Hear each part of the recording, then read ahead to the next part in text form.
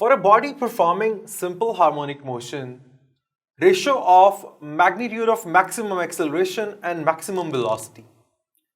आपसे maximum acceleration, maximum velocity इनके magnitude का ratio मांगा गया है. We know that simple harmonic motion के अंदर acceleration is given by a is equal to minus omega square x. Maximum acceleration के मैग्नीट्यूड की बात हो रही है. नेगेटिव साइन यहां से इग्नोर करेंगे क्योंकि मैग्नीट्यूड की बात कर रहे हैं. Omega square and we know that acceleration maximum होता है एट एक्सट्रीम पोजीशन, यानी x will be equal to x naught. Secondly आपको चाहिए मैक्सिमम वेलोसिटी, क्योंकि दोनों का रेशो लेना है. मैक्सिमम वेलोसिटी का फार्मूला हमारे पास होता है ओमेगा x नॉट. आप इन दोनों फार्मूलाज का रेशो लीजिए. आपसे रेशो मांगा गया है. हम जब रेशो लेंगे ओमेगा ओमेगा स्क्वायर से कैंसिल होगा, एक्स नॉट से कैंसिल होगा, हमारे पास यहाँ पे आंसर आ जाएगा ओमेगा. क्वेश्चन नंबर 1 का आंसर हमारे पास हुआ ओमेगा, यानी the ratio of magnitude of maximum acceleration and maximum velocity is equal to omega. Next question. The SI unit of force constant is identical with that of. Force constant यानी k की बात की गई है. आपसे पूछा गया है कि इसके यूनिट किसके साथ आइडेंटिकल होते हैं, फोर्स के साथ, सरफेस टेंशन के साथ, प्रेशर के साथ या लाउडनेस के साथ. सबसे पहले तो फोर्स कांस्टेंट होता क्या है? From the relation F equals to kx, यहां से k इज फोर्स कांस्टेंट, ये F ओवर x होगा, यानी इसके यूनिट होंगे न्यूटन पर मीटर. इन सब में से और किस चीज के यूनिट न्यूटन पर मीटर होते हैं? फोर्स के यूनिट तो सिर्फ न्यूटन होंगे, प्रेशर के न्यूटन पर मीटर स्क्वायर होंगे. लाउडनेस की जब आप बात कर रहे हो it may be measured in decibels, लेकिन surface tension force per unit length यानी newton over metre, surface tension के यूनिट जो होंगे they must be equal to that of force constant k. तो यहां पे फिर हमारा करेक्ट आंसर होगा सरफेस टेंशन. नेक्स्ट क्वेश्चन है, at what displacement from the mean position the instantaneous velocity becomes square root 3/2 times of its maximum value in simple harmonic motion. आपको question की condition क्या गिवन है? The instantaneous value of velocity becomes square root 3/2 times of the maximum value. हम इसी condition को लेके solve करना start करते हैं. सबसे पहले हमारे पास आ जाएगा इंस्टेंटेनियस वेलोसिटी की वैल्यू क्या होती है? Omega x naught square minus x square square root. आपको क्या बताया गया? At what value of displacement this equals to square root 3/2 times of the maximum value. अब हमारे पास मैक्सिमम वैल्यू क्या होती है? यानी गिवन कंडीशन है v instantaneous equals to square root 3/2 times of v naught या v मैक्स. वैल्यूज प्लेस करते हैं यहां पे. v इंस्टेंटेनियस की जगह उसकी ये वाली वैल्यू प्लेस कर दी, that is omega square root x naught square minus x square equals to square root 3/2 times v naught बराबर होता है ओमेगा एक्स नॉट के. कैंसलेशन देखिए किस किस चीज की हो रही है. ओमेगा ओमेगा से कैंसिल हो गया, बाकी हमारे पास कोई भी चीज कैंसिल नहीं हो रही. क्रॉस मल्टीप्लाई करेंगे और स्क्वायर ले लेंगे दोनों साइड पे. ये हो जाएगा 2x naught square minus x square equals to square root 3x naught. Squaring both sides ये बन जाएगा 4x naught square minus 4x square equals to 3x naught square. मैंने दोनों साइड पे स्क्वायर लिया है. अब ये 3x नॉट स्क्वायर इधर जाके नेगेटिव हो जाएगा और 4x स्क्वायर इधर आके पॉजिटिव हो जाएगा. सिर्फ मैथ्स है, कॉन्सेप्ट आपके पास सिर्फ यहां पे था. जो कंडीशन क्वेश्चन में गिवन है आपने उसे किस तरीके से डिराइव करके आपने उसे सॉल्व कैसे करना है वो आपके सामने मैंने लिख दी. ये कंडीशन हमें गिवन थी, v instantaneous equals to square root 3/2 of v max. Solve कर लेते हैं जी. आपके पास ये बन जाएगा 4x naught square minus 3x naught square equals to 4x square. 4x naught square minus 3x naught square ये बन जाएगा x naught square equals to 4x square ये इधर आके डिवाइड हो जाएगा, x naught square over 4 equals to x square. हमें x की वैल्यू चाहिए, एक्स की वैल्यू फाइंड करने के लिए हम दोनों तरफ लेंगे स्क्वायर रूट। जैसे ही हम स्क्वायर रूट लेंगे it will become x naught over 2 equals to x, यानी एक्स नॉट ओवर 2 हमारे पास एक ऐसी वैल्यू है जिस वैल्यू के ऊपर इंस्टेंटेनियस वेलोसिटी की वैल्यू अपनी मैक्सिमम वैल्यू का स्क्वायर रूट 3 ओवर 2 टाइम्स हो जाती है। नेक्स्ट क्वेश्चन है, particle is performing simple harmonic motion with the time period t and amplitude a। आपको टाइम पीरियड t गिवन है, एम्पलीट्यूड a गिवन है, particle simple harmonic motion perform कर रहा है। The time at which the displacement is a over square root 2. Option A है t. Option B is t over 8. Option C is t over 4. Option D is t over 12. इन चारों में से कौन सा correct है? हमें गिवन स्टेटमेंट क्या बताती है कि वो टाइम बताइए जिस टाइम के ऊपर instantaneous is a over square root 2. Instantaneous displacement. Instantaneous displacement का फॉर्मूला हमारे पास क्या होता है? x equals to x naught sine omega t।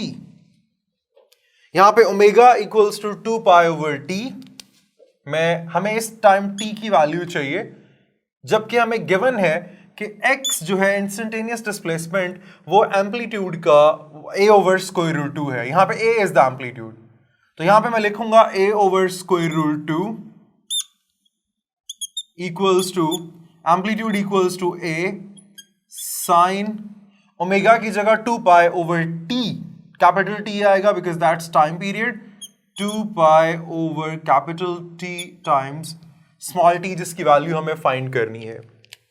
यहां पे कैंसलेशन देखिए, a कैंसल्स विद a, आपके पास इधर 1 ओवर स्क्वायर रूट 2 रह गया, साइन इधर आके साइन इनवर्स हो जाएगा, sine inverse 1 over square root 2 equals to 2 pi over capital T times small t। Sine inverse 1 over 2, sine की ये वाली वैल्यू किस एंगल के ऊपर होती है? We know that's at pi by 4, 45 degrees. तो मैं यहां पुट कर दूंगा sine inverse 1 over square root 2 की value pi by 4 equals to 2 pi over t times small t। Pi से पाई कैंसिल हुआ, ये इधर मल्टीप्लाई हो जाएगा, t ऊपर आ जाएगा इस तरफ, यानी small t equals to t over 4 times 2 is 8। So t over 8 is the correct value जिसके ऊपर आपका instantaneous displacement will become 1 over square root 2 times of the maximum displacement या of the amplitude। Next question पे move करते हैं। अगला question हमारे पास है, in simple harmonic motion energy of the system is alpha independent of the amplitude, beta inversely proportional to the amplitude, Charlie directly proportional to the square of the amplitude, या delta proportional to the cube root of amplitude। Energy का formula हमारे पास क्या होता है? Simple harmonic motion में energy is given as half k x naught square. अगर आप इस फॉर्मूला से देखोगे you can see that energy is in direct relation with the square of the amplitude. यहां पे फिर करेक्ट आंसर हमारा क्या बनेगा? 40 directly proportional to the square of the amplitude. Next question पे मूव करते हैं। If a body is performing simple harmonic motion A naught यानी maximum acceleration that is 64 centimetre per second square, V naught यानी maximum velocity that is 16 centimetre per second, आपने x naught यानी amplitude find करके बताना है। हमने यहां पे अभी भी देखा मैक्सिमम एक्सेलरेशन का रिलेशन क्या होता है? Omega square x naught. Maximum velocity का रिलेशन क्या होता है? Omega x naught. हम इन दोनों के रिलेशन इस्तेमाल करके यहां से एक्स नॉट की वैल्यू फाइंड कर सकते हैं। किस तरह से देखिएगा, we have a naught maximum acceleration equals to omega square x naught. Maximum velocity v naught equals to omega x naught. मुझे चाहिए एक्स नॉट। मैं क्या करूंगा, इस फॉर्मूला से ओमेगा की वैल्यू निकाल के इसमें पुट करता हूं, उसके बाद v नॉट और a नॉट की वैल्यूज जो मुझे क्वेश्चंस में गिवन है वो यहां पुट करूंगा और x नॉट की वैल्यू फाइंड कर लूंगा।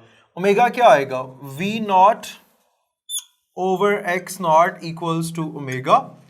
यहां जब मैं पुट करूंगा तो इसका स्क्वायर लेना पड़ेगा, यानी a naught will be equal to omega की जगह v naught over x naught, यानी v naught square over x naught square into x naught, ये फॉर्मूला का। अब यहां से एक एक्स नॉट से कैंसिल हो जाएगा, एक्स नॉट इधर से क्या आएगा, equal to v naught square over a naught. ये लीजिए, ये आपका रिलेशन आ गया।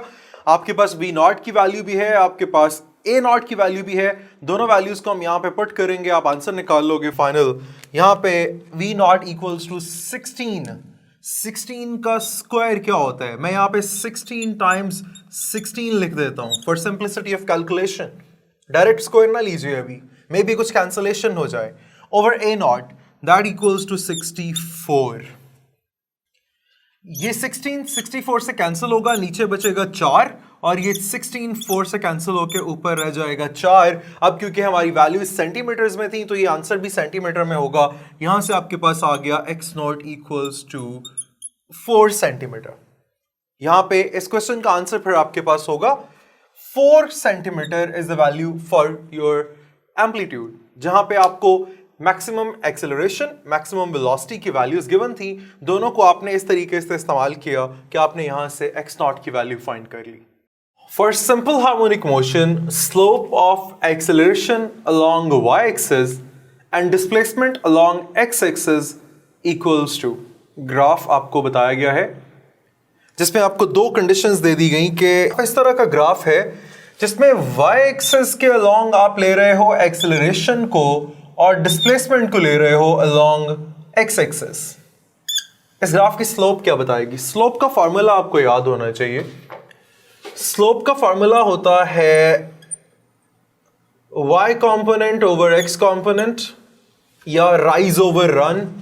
Rise is along y axis, run is along x axis. Rise over run या y ओवर x। यहां पे y एक्सिस के अलोंग हमें कौन सा कंपोनेंट बताया गया है? एक्सेलरेशन, तो that will be acceleration divided by displacement. ये किसके बराबर है? सिंपल हार्मोनिक मोशन में as we know acceleration equals to omega square x. Instantaneous acceleration की बात हो रही है, हम उसकी मैग्नीट्यूड लिख रहे हैं, नहीं तो वो नेगेटिव ओमेगा स्क्वायर एक्स होता है अगर आप साथ उसका साइन भी अस्यूम करते हो।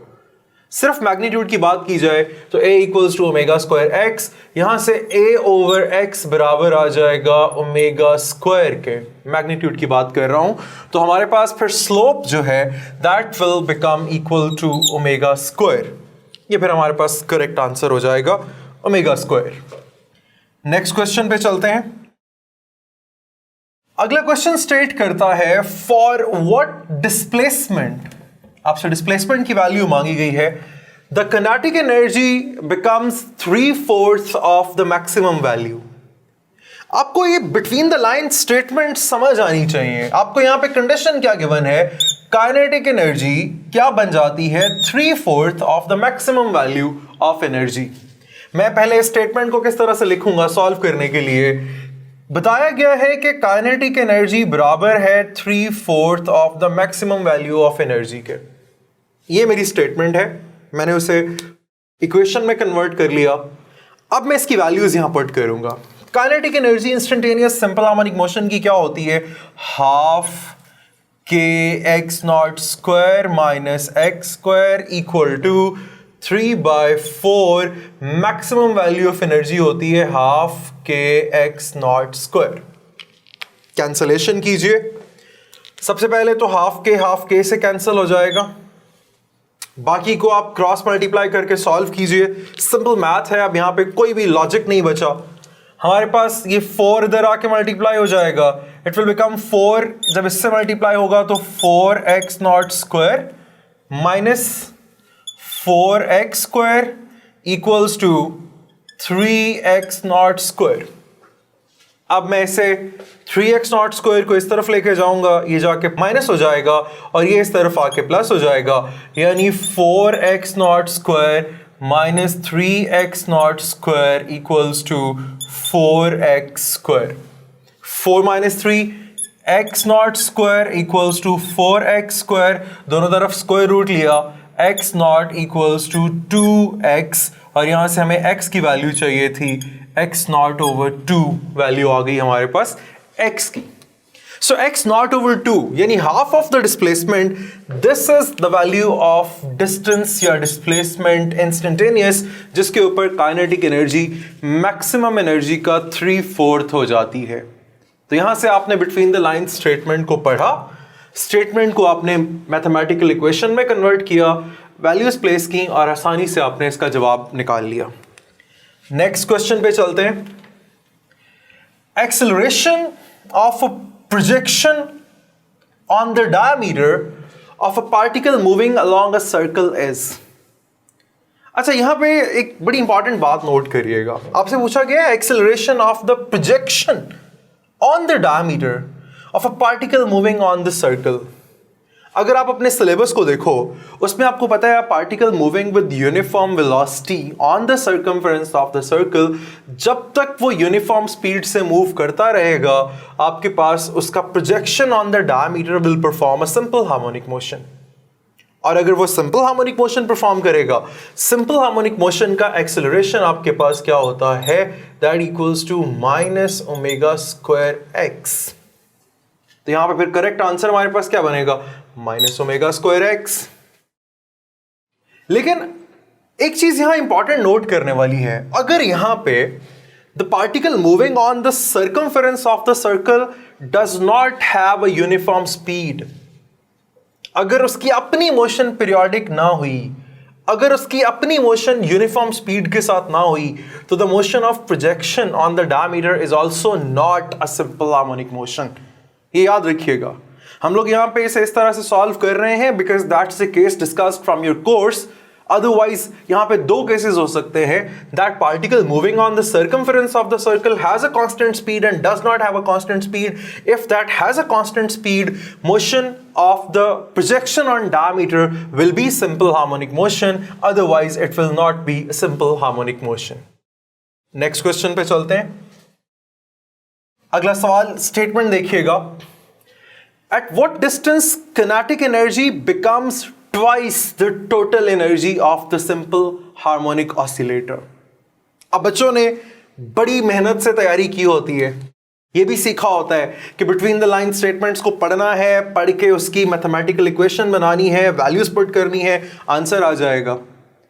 अगर मैं उस स्टेप को फॉलो करूं, यहां पे उसने कहा कि kinetic energy becomes equal to double of the total energy, और यहां से हम क्विकली काइनेटिक एनर्जी की वैल्यू पुट करेंगे, इधर एनर्जी की वैल्यू पुट करेंगे और एंड पे हमारे पास कोई जवाब आएगा। फिर हम देखेंगे कि ये जवाब तो है ही नहीं। यहां पे जब भी पेपर सॉल्व कर रहे हो, ज़हन थोड़ा सा खुला रखना है, आपका दिमाग मुकम्मल तौर पे चलना चाहिए। स्टेटमेंट कहती है kinetic energy is double of the maximum energy. क्या कभी कोई चीज मैक्सिमम का डबल हो सकती है? Not possible. मैक्सिमम होता है, अगर उसका डबल हो गया कोई वैल्यू आ रही है तो फिर वो वैल्यू मैक्सिमम होगी। कभी भी कोई चीज मैक्सिमम से ज्यादा नहीं हो सकती, specially kinetic energy in this case can never be greater than maximum energy of the simple harmonic oscillator. तो यहां पे टोटल एनर्जी से ज्यादा कभी भी नहीं हो सकती काइनेटिक एनर्जी। तो आंसर इसका फिर हमारे पास क्या होगा? Not possible. यहां तो उसने डबल कहा है ना, इवन अगर वो 1.1 टाइम्स ऑफ टोटल एनर्जी बोलता फिर भी पॉसिबल नहीं था, क्योंकि आपके पास टोटल एनर्जी स्प्लिट होती है काइनेटिक और पोटेंशियल में, और kinetic energy maximum total energy के बराबर हो सकती है, कभी उससे ज्यादा नहीं हो सकती। That's why in this case answer हमारा होगा नॉट पॉसिबल। अगला सवाल स्टेटमेंट देखिएगा, which of the following graph represents the dependence of time period t of the simple harmonic oscillator on its length? Simple pendulum की बात की गई है, उसके टाइम पीरियड और लेंथ के दरमियान कौन सा ग्राफ रिप्रेजेंट कर रहा है, what is the correct relation between time period and length. अब देखो तमाम ग्राफ टी और एल के दरमियान प्लॉट किए गए हैं। टी और एल का रिलेशन क्या होता है, T equals to 2 pi square root L over g. यहां से हम लोग देखते हैं t और l के दरमियान t is basically directly proportional to l। इसे हम मजीद सिंप्लीफाई करके लिख सकते हैं, taking square root on both sides, t square is directly proportional to l। ये आपको बड़ा सिमिलर, अब बड़ा देखा देखा रिलेशन लग रहा होगा। किसके साथ, हमें पैराबोला की इक्वेशन याद है, phi square equals to 4ax। यहां से y square directly proportional to x, t square directly proportional to l. This is equation for parabola. तो आपके पास पैराबोला ग्राफ बनता है, hence answer will be delta. D आपका correct answer हो जाएगा। Parabola graph आपका बनेगा t और l यानी time period and length of the simple pendulum के दरमियान। नेक्स्ट क्वेश्चन देखिएगा। The correct statement of the following is, 4 statements दी गई हैं, इनमें से करेक्ट कौन सी है। A body may have zero velocity but can have acceleration। हो सकता है कि बॉडी की वेलोसिटी जीरो हो और उसका एक्सेलरेशन भी होना पॉसिबल है।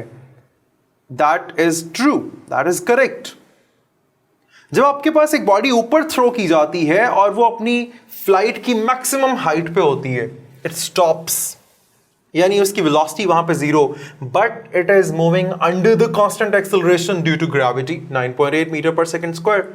तो at that particular point velocity is zero, acceleration is 9.8 meter per second square. Similarly जब एक गाड़ी को अचानक ब्रेक लगती है और वो रुकती है, the moment it stops, velocity zero, acceleration maximum.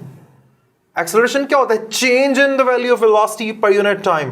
तो चेंज इन वेलोसिटी उस वक्त मैक्सिमम होगा, वेलोसिटी एक सर्टेन वैल्यू से जीरो पे आ गई। The moment it stops at that particular point it has zero velocity but maximum acceleration. तो alpha true statement है, दैट इज करेक्ट।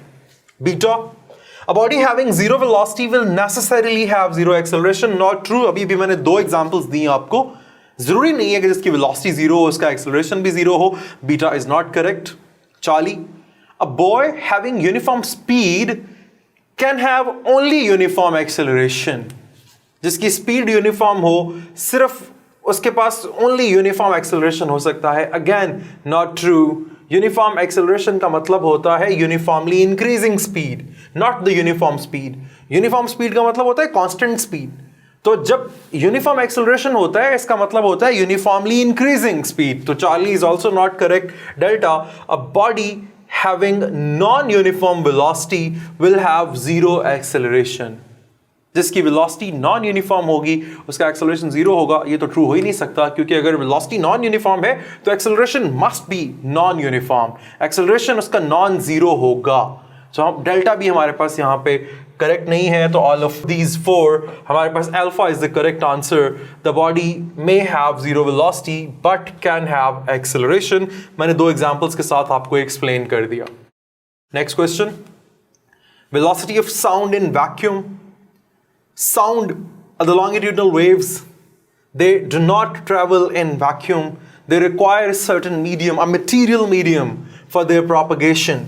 आपको पता है मैकेनिकल वेव्स और इलेक्ट्रोमैग्नेटिक वेव्स। वेव्स के टॉपिक में आपने इन दोनों में डिफरेंस पढ़ा। मैकेनिकल वेव्स वो वेव्स होती हैं जिनको ट्रैवल करने के लिए मटेरियल मीडियम रिक्वायर्ड होता है, और इलेक्ट्रोमैग्नेटिक वेव्स वो वेव्स होती हैं जिनको ट्रैवल करने के लिए मटेरियल मीडियम रिक्वायर्ड नहीं होता। यानी बाजुकात स्टेटमेंट ये आती है कि which do not require medium. Electromagnetic waves are the waves which do not require any medium. ये स्टेटमेंट रॉन्ग है। They require medium but they do not require material medium. सिर्फ मटेरियल मीडियम का difference है mechanical और electromagnetic waves के दरमियान। इसका मतलब यहां पे उसने कहा कि velocity of sound is a mechanical wave in vacuum. यहां पे कोई मटेरियल मीडियम नहीं होता। Vacuum means there is no material medium, hence its velocity will be zero, it would not travel. हम यहाँ पे मार्क करेंगे 0 को। अदरवाइज अगर इसकी वेलोसिटी की स्पीड इन एयर पूछी जाए तो वो आपको पता है 332 मीटर्स पर सेकंड है अप्रॉक्सीमेट, जिसमें दो इंफॉर्मेशन पॉइंट आपको यहाँ पे बताता चलता हूँ, याद रखिएगा। न्यूटन ने जब फाइंड किया था आइसोथर्मल प्रोसेस अस्यूम करके ट्रैवल और the propagation of sound waves को, तो उसने 288 मीटर्स पर सेकंड फाइंड की थी, जिसमें 16% का एरर था। जबकि लेप्लास ने बाद में यही देखा कि it's not an isothermal process, ये तो एडियाबैटिक प्रोसेस है, तो उसने फिर 333 मीटर्स पर सेकंड फाइंड किया, which was very close to 332 meters per second, जो कि original speed of sound in air है। अगले सवाल पे चलते हैं। Increase in the velocity of sound in air for 1 degree celsius rise in temperature. आपके पास टेम्परेचर में 1 डिग्री चेंज के साथ कितना इंक्रीज आता है। फॉर्मूला हमारे पास है, नोट करिएगा, Vt velocity at a particular temperature equals to V naught velocity at 0 degree Celsius plus 0.61 T। 0.61 T यहां पे temperature is in degree Celsius, ये बात नोट करने वाली है। अगर मैं यहां पे टेम्परेचर में 1 डिग्री सेल्सियस इंक्रीज करता हूं, इसकी जगह मैं 1 यहां पे लिखता हूं, या टी यहां पे डेल्टा टी भी आप लिख सकते हो, change in temperature degree Celsius के अंदर। यहां पे जब 1 डिग्री का चेंज आएगा तो 0.61 इंटू 1 मतलब V नॉट, जो भी स्पीड है साउंड की, that is 332 meters per second, इसके अंदर आपके पास 0.61 मीटर्स पर सेकेंड का इंक्रीज आ जाएगा। अब 0.61 मीटर्स पर सेकेंड, यहां पे उसने हमें कहा 1.61 metres, not true. 61 metres per second, not true. 61 centimeters per second, ये करेक्ट जवाब होगा फिर, क्योंकि 0.61 मीटर्स पर सेकेंड का मतलब होता है 61 सेंटीमीटर्स पर सेकेंड। तो यहां पे इस इक्वेशन से आपने देखा, अगर t की जगह हम 1 डिग्री सेल्सियस पुट करते हैं तो 1 into 0.61 that is 0.61 meters per second या 61 centimeters per second. Next question देखिएगा। Velocity of sound in air would become double than its velocity at 0 degree celsius at temperature. किस temperature पे velocity of sound in air अपने 0 degree celsius की velocity से double हो जाएगी। As we know, velocity का temperature के साथ क्या रिलेशन है? Velocity of the sound is directly proportional to square root of temperature. यहां पे टेम्परेचर इन केल्विन है, यानी दोनों तरफ अगर हम स्क्वायर ले लेंगे, it will become V square equals to T। अब हमें कंडीशन क्या गिवन है? एक टेम्परेचर 0 डिग्री सेल्सियस है, दूसरा टेम्परेचर हमने फाइंड करना है, एक पे स्पीड v है, दूसरे पे स्पीड 2v है। मैं यहां पे मैथमेटिकल फॉर्म अगर लिख लूं इस रिलेशन के लिए, v1 square over v2 square is equal to T1 over T2। अब T1 जो है वो 0 डिग्री सेल्सियस है और T2 हमने फाइंड करना है। V2 जो है वो V1 का डबल है, यानी मैं यहां पे वैल्यूज प्लेस करता हूं, गौर से देखिएगा। V1 स्क्वायर ओवर V2 की जगह मैं लिख दूंगा 2V1 का स्क्वायर, ये बन जाएगा 4V1 square is equal to T1 is 0 degree celsius, इसको केल्विन में कन्वर्ट करेंगे 0 प्लस 273, यानी ये 273 केल्विन हो जाएगा डिवाइडेड बाय T2। ये हमने वैल्यू फाइंड करनी है। सिंपल क्रॉस मल्टीप्लिकेशन है, अब आप आसानी से सॉल्व कर सकते हो। क्रॉस मल्टीप्लाई करोगे V1 स्क्वायर से कैंसिल हो जाएगा, 2 का स्क्वायर 4 इंटू 273 इज 1092। तो T2 हमारे पास आ जाएगा 1092 केल्विन। हमें आंसर डिग्री सेल्सियस में चाहिए, -273 करेंगे, आंसर आपके पास डिग्री सेल्सियस में आ जाएगा 819। 273 1092 केल्विन में से -273 करेंगे, आंसर 819 आ गया। हमने केल्विन से डिग्री सेंटीग्रेड में कन्वर्ट कर लिया, तो करेक्ट आंसर फिर हमारे पास यहाँ पे होगा 819 डिग्री सेल्सियस। नेक्स्ट क्वेश्चन देखिएगा। Laplace found that the alternate compressions and rarefactions produced in the sound waves follow. Laplace ने देखा कि ये एडियाबैटिक लॉ फॉलो करती हैं, जबकि न्यूटन ने क्या अस्यूम किया था, वो आइसोथर्मल लॉ फॉलो करती हैं, जिसकी वजह से न्यूटन की कैलकुलेटेड वैल्यू में 16% एरर था। तो इसका आंसर फिर क्लियर है, लेप्लास ने एडियाबैटिक लॉ कंसिडर किया और इस बेस के ऊपर इसने जो स्पीड ऑफ साउंड फाइंड की, that was 333 metres per second and that was almost equal to the original value. Next question देखिएगा।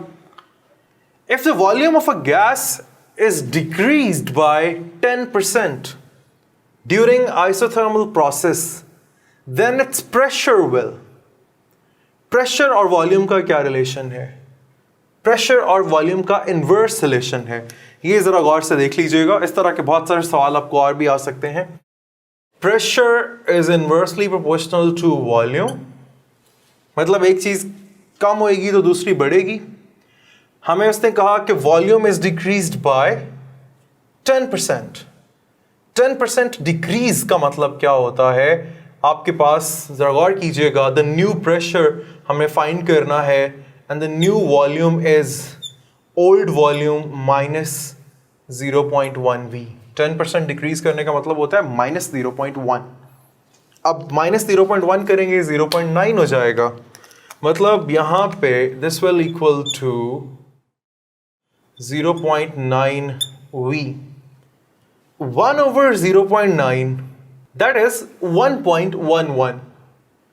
1.11, इसका मतलब I can write it as 1.11 into 1 over V। अब इसको परसेंटेज में कन्वर्ट करने के लिए जब मैं इससे मल्टीप्लाई करूंगा 100 को, इट विल बी 111.11। अब ओरिजिनल वैल्यू क्या थी? 100। अब नई वैल्यू क्या आ रही है? 111। तो इसका मतलब there is an increase of 11.11%। तो फिर हमारा जवाब क्या होगा? Delta increased by 11.11%। ये आपके पास आंसर है। यहां पे आपने सिंपली देखा, अगर वो कहता है कि डिक्रीज बाय 20%, तो आप यहां पे माइनस 0.2 कर देते।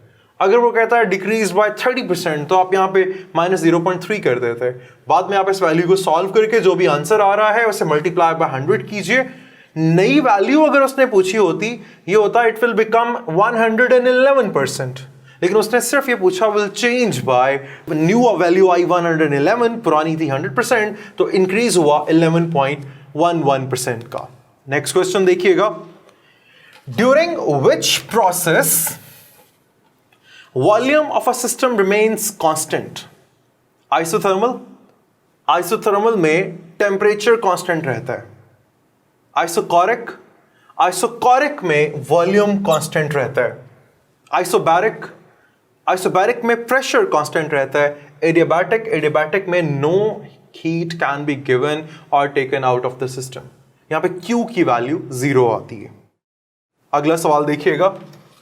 In the pressure volume diagram given below, isochoric, isothermal and isobaric parts are respectively. सबसे पहले हमने बताना है isochoric कौन सा है, फिर हमने बताना है isothermal कौन सा है, then बताना है isobaric कौन सा है। Isochoric कौन सा होता है? Where the work done is 0, volume remains constant। इन तमाम में से हमारे पास A से B, B से C, C से D और D से A, वॉल्यूम कांस्टेंट कहां पे रह रहा है? आपके पास वॉल्यूम रह रहा है इस वाले रीजन में कांस्टेंट, दिस CD और DC रीजन। इसका मतलब ये स्टार्ट होना चाहिए CD या DC से, या बीटा करेक्ट हो सकता है या चार्ली करेक्ट हो सकता है, बाकी अल्फा और डेल्टा तो यहां से कैंसिल हो गए, क्योंकि सबसे पहले हमें आइसोकोरिक बताना है, उसके बाद आइसोथर्मल। आइसोथर्मल में क्या होता है आपके पास? Pressure is inversely proportional to volume. यहां देखिएगा प्रेशर और वॉल्यूम का इनवर्स रिलेशन कौन शो कर रहा है? हमारे पास दो कर्व्स हैं यहां पे, this is BC and DA। अब दो चीजें हैं यहां पे जिनसे आप चेक कर सकते हो कि इनमें आइसोथर्म कौन सी है, which one is away from origin. पहली बात तो हम ये करते हैं लेस स्टीपर। एडियाबैटिक और आइसोथर्मल प्रोसेस में फर्क क्या है, या एडियाबैट और आइसोथर्म में फर्क क्या है? Adiabat is more steeper, isotherm is less steeper. दोनों में से लेस स्टीपर कौन सी है? This BC curve is less steeper. वैसा मतलब आपके पास ये CB जो है या BC आप इसे कह सकते हो, that is your isotherm. Isochoric was DC, उसके बाद आपके आइसोथर्मल इज CB, और लास्ट पे रह गई आइसोबैरिक यानी constant pressure, that is this curve, constant pressure AB या BA। तो करेक्ट आंसर पे हमारे पास कौन सा बन रहा है? That will B this one. सबसे पहले DC कर्व, फिर CB कर्व, फिर BA कर्व। ये आपके पास तरतीब हो गई isochoric, isothermal and isobaric processes के बारे में ऑन दिस फिगर जो ABCDA से रिप्रेजेंट की गई है। नेक्स्ट क्वेश्चन देखिएगा। The gas does 10 joule of external work. Gas ने काम किया है, the gas does that work in adiabatic process.